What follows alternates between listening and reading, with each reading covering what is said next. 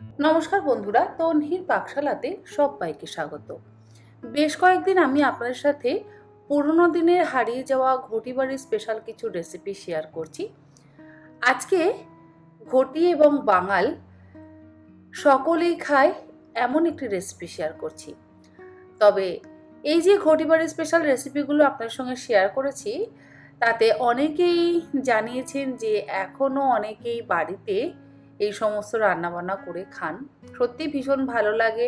এই সমস্ত রান্না যদি না খাওয়া হয়, তাহলে আমার মনে হয় আমাদের পরবর্তী প্রজন্মের মানুষজনরাও এই সমস্ত খাওয়া থেকে বঞ্চিত থেকে যাবে। তাই সকলের এই সমস্ত খাওয়া দাওয়া করা অবশ্যই উচিত। আজকে আমি লাউ শাকের একটি রেসিপি শেয়ার করব। আর বাজারে দেখলাম একদম টাটকা ফ্রেশ লাউ শাক পাওয়া যাচ্ছে, আর এই লাউ শাক দিয়ে কিন্তু অনেক কিছু আমরা বাড়িতে বানিয়ে খেয়ে থাকি।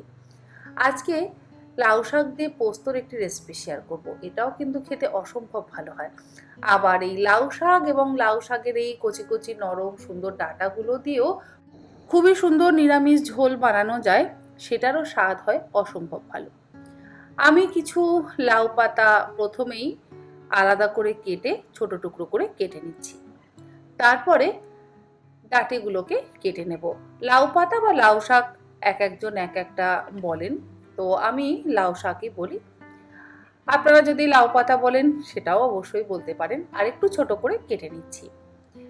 পাতাটা বা শাকটা আমি একটু বেশি পরিমাণেই রাখছি, আর ডাঁটাগুলো কিছুটা রাখবো ঝোলের জন্য, কিছুটা আজকে আমি এই পোস্ত দিয়ে তৈরি করব।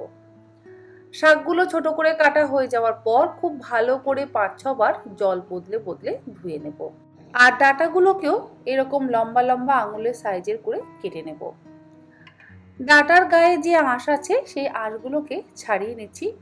তবে যেগুলো একদম কচি ডাঁটা সেগুলোর গায়ে আর সেরকম আঁশ থাকে না। আমি আমার মতন করে এই ডাঁটাগুলোকে ছাড়িয়ে নিচ্ছি।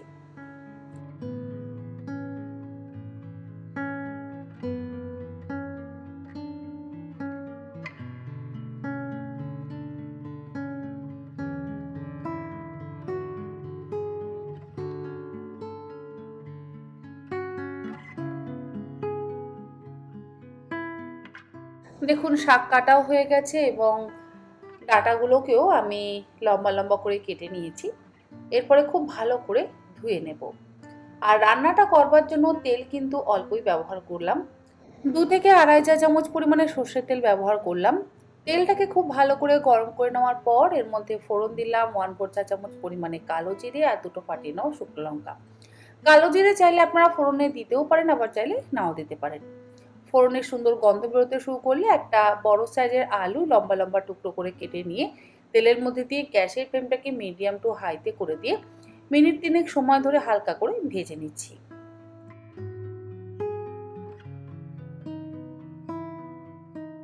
মিনিট 3 আলুগুলো ভাজা হয়ে যাওয়ার পর এর মধ্যে আমি লাউ ডাঁটাগুলোকে দিয়ে দিচ্ছি। লাউ ডাঁটাগুলোকে দিয়ে আবারও মিডিয়াম টু হাই ফ্লেমে মিনিট 2 একটু ভেজে নেব। খুব বেশিক্ষণ সময় ধরে ভাজবার কিন্তু একেবারে প্রয়োজন নেই, যেহেতু এগুলো একদম নরম এবং কচি ডাঁটা। ডাঁটা যদি বেশিক্ষণ ভাজা হয় তাহলে কিন্তু আবার শক্ত হয়ে যাবে, তাই হালকা করে একটু নাড়াচাড়া করে নিতে হবে। 2-2.5 মিনিট ভেজে নেওয়া হয়ে যাওয়ার পর যে লাউ শাক বা লাউ পাতাগুলো আমি টুকরো করে কেটে ধুয়ে রেখেছি সেগুলোকে দিয়ে দিচ্ছি। আর এই রান্নাতে আলাদা করে জল ব্যবহার করবার একেবারেই প্রয়োজন নেই, যেহেতু লাউ শাক বা লাউ পাতা আমি বেশ অনেকটা পরিমাণেই ব্যবহার করছি। এর মধ্যে দিয়ে দেব স্বাদ অনুসারে লবণ। আর লবণ দিলেই শাক বা পাতা দিয়ে কিন্তু যথেষ্ট পরিমাণে জল বেরোবে, সেই জলে সমস্ত সেদ্ধ হয়ে যাবে। আলাদা করে জল দিয়ে রান্না করবার একেবারেই প্রয়োজন নেই। লবণটা দেওয়ার পর ভালো করে একবার মিশিয়ে নিচ্ছি। তারপরে ঢাকা দিয়ে গ্যাসের ফ্লেমটাকে লোতে করে দিয়ে মিনিট 3-4 একটু রেখে দেব লাউ পাতা, আলু এবং ডাঁটাগুলো সেদ্ধ হওয়ার জন্য। রান্নাটা ভীষণই সহজ, করতেও সময় কম লাগে এবং খেতেও অসম্ভব সুস্বাদু।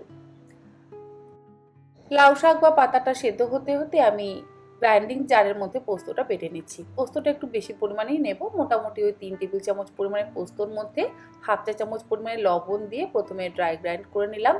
এরপরে পরিমাণ মতন জল আর 3-4টে কাঁচা লঙ্কা দিয়ে একদম মসৃণ করে বেটে নেব।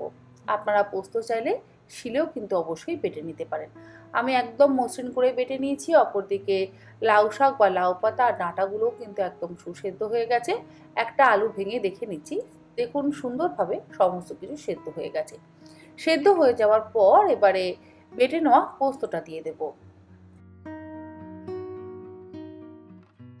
আর দিচ্ছি সামান্য পরিমাণে একটু হলুদ। গ্রাইন্ডিং জারের মধ্যে যেটুকু পোস্ত লেগেছিল তার মধ্যে অল্প একটু জল দিয়ে সেই জলটাও এর মধ্যে দিয়ে দিলাম। সমস্ত কিছু দিয়ে এবারে ভালো করে একটু মিশিয়ে ভাজা ভাজা করে নিচ্ছি। গ্যাসের ফ্লেমটাকে অবশ্যই একটু হাইতে করে দিয়েছি। পোস্ত বাটাটা দিয়ে ভালো করে মিশিয়ে নেওয়ার পর এর মধ্যে দিয়ে দিলাম দুটো চেরা কাঁচা লঙ্কা। তারপরে ঢাকা দিয়ে 1-2 মিনিট রেখে দিয়ে 2 মিনিট পর ঢাকাটাকে খুলে নিলাম। রান্না মোটামুটি শেষ, তবে যেহেতু সম্পূর্ণ নিরামিষ রান্না তাই আমি এর মধ্যে অল্প একটু চিনিরও ব্যবহার করছি। চিনিটা দিয়ে ভালো করে মিশিয়ে নিয়ে গ্যাসের ফ্লেমটাকে বন্ধ করে দিয়ে একদম শেষে দিয়ে দেব অল্প একটু কাঁচা সর্ষের তেল। যেহেতু পোস্ত রান্না তাই কাঁচা সর্ষের তেল না দিলে স্বাদ যেন অসম্পূর্ণই থেকে যায়। তাই অল্প একটু কাঁচা সর্ষের তেল ওপর থেকে ছড়িয়ে দিয়ে আবারও ঢাকা দিয়ে মিনিট 5 স্ট্যান্ডিং টাইমে রেখে গরম ভাতের সাথে এটাকে আমি সার্ভ করব।